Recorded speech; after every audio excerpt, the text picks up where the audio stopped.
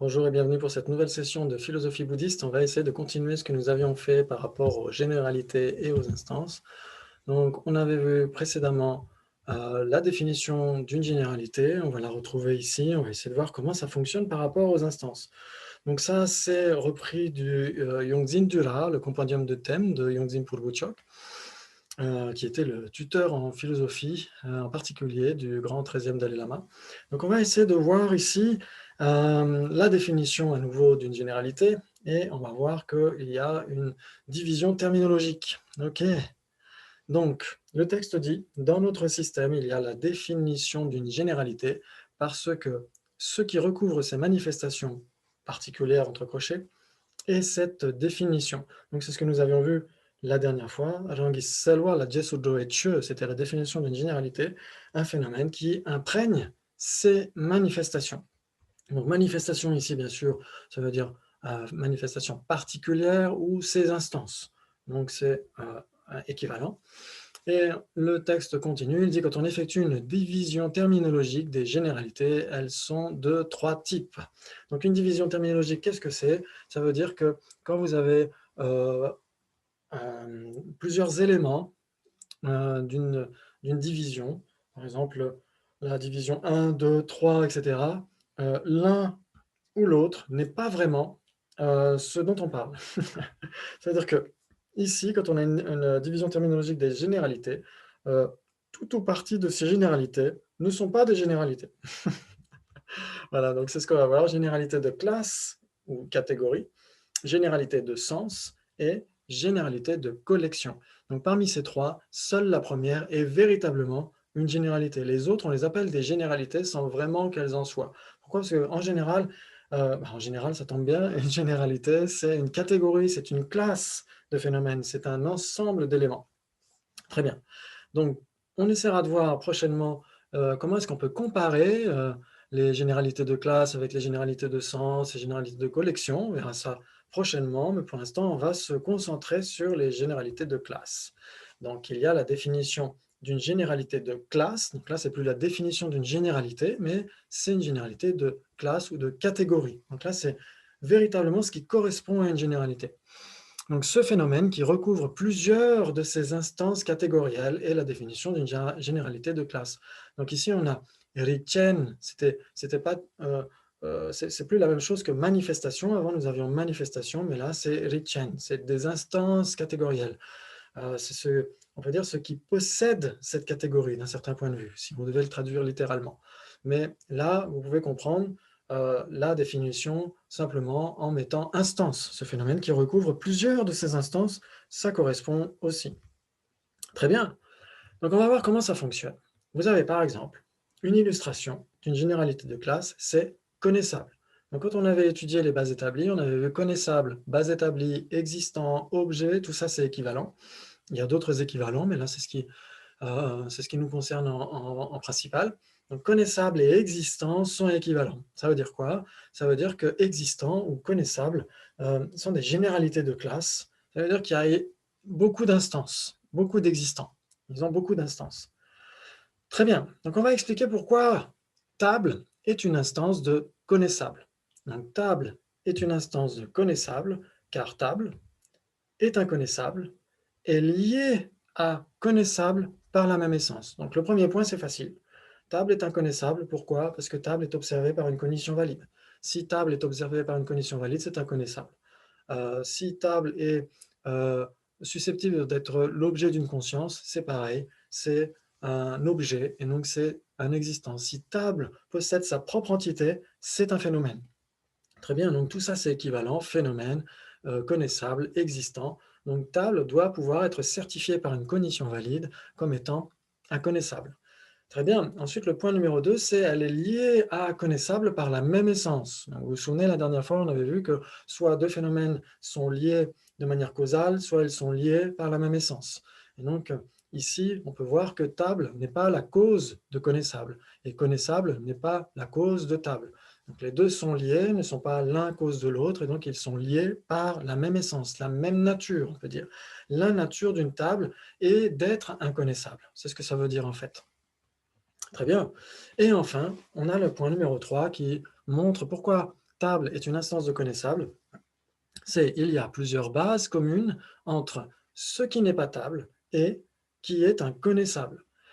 Là, ça commence à nous intéresser. Il y a plusieurs bases communes, ça veut dire qu'il y a plusieurs existants qui à la fois ne sont pas tables, mais sont des connaissables. Donc ça veut dire que table n'est pas la seule instance de connaissable. C'est ça que ça veut dire. Donc plusieurs, ça veut dire quoi?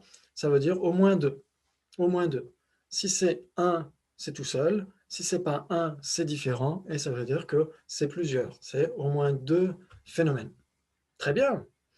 Donc ça veut dire quoi? Il y a plusieurs bases communes entre ce qui n'est pas table et qui est inconnaissable. Au moins deux. Vous avez par exemple le temps et un pot. Donc ce sont des connaissables qui ne sont pas tables. Donc ça veut dire que connaissable est bien une généralité de classe. Pourquoi? Parce qu'elle a au moins ces instances. Elle a table, elle a temps, elle a pot, etc., etc. Très bien. Donc maintenant, on va revenir à une question qu'on avait vue précédemment. Pourquoi connaissable ne peut pas être une instance de non-soi? Une fois précédente, on s'était posé la question pourquoi est-ce qu'existant n'est pas une instance de non-soi, mais ça revient au même puisque existant et connaissable sont équivalents. Donc ici, pourquoi connaissable ne peut pas être une instance de non-soi? On va voir ça. Vous avez la généralité ici, non-soi. On peut dire que non-soi est une généralité, en général. Pourquoi? Parce qu'il y a d'innombrables instances de non-soi. Vous êtes des non-soi, je suis un non-soi, une tasse est un non-soi, etc., etc. Donc tout ça, tous ces phénomènes sont des non-soi. Donc on peut dire en effet que non-soi est bien une généralité et une généralité de classe. Très bien. Jusque-là, tout va bien. Maintenant, on a connaissable. Connaissable est une.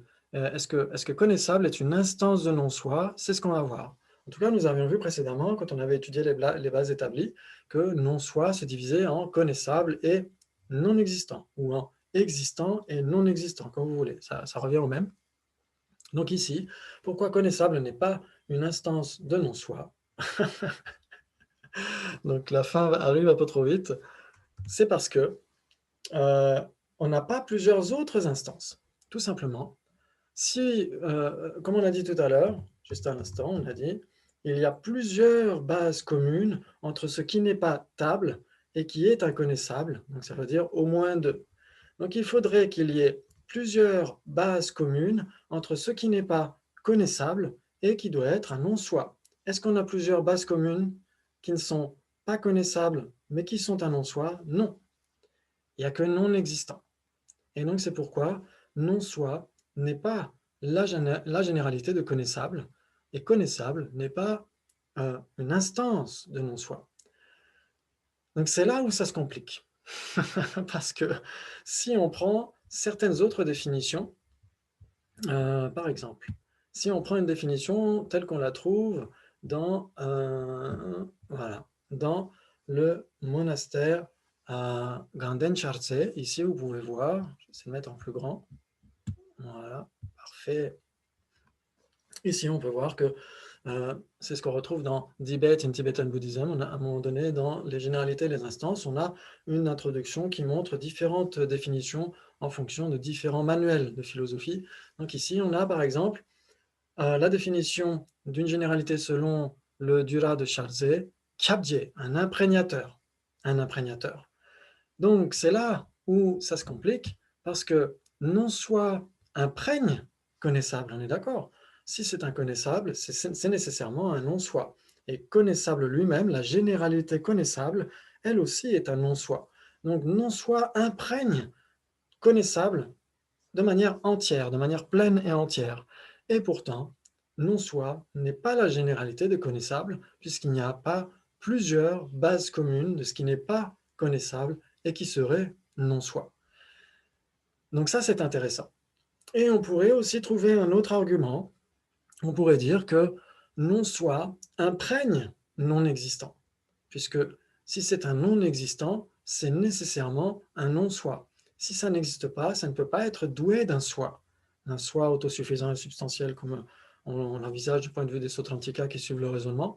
Donc ça veut dire que non-soi imprègne un non-existant, non-soi imprègne nécessairement non-existant, donc non-soi est un imprégnateur de non-existant, et pourtant, non existant n'est pas non plus une instance de non-soi.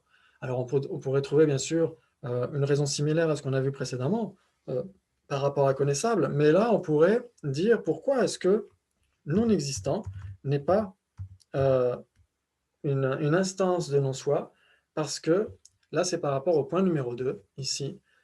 Non existant n'est pas lié à non-soi par la même essence.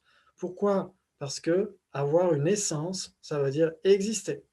Et donc non existant n'existe pas, donc non existant ne peut pas être lié à non-soi par la même essence. Et donc c'est pourquoi il est difficile de dire que non-soi puisse être la généralité non seulement de connaissable, mais aussi la généralité de non existant. Voilà, merci beaucoup. J'espère que ça va nous aider à suivre le reste.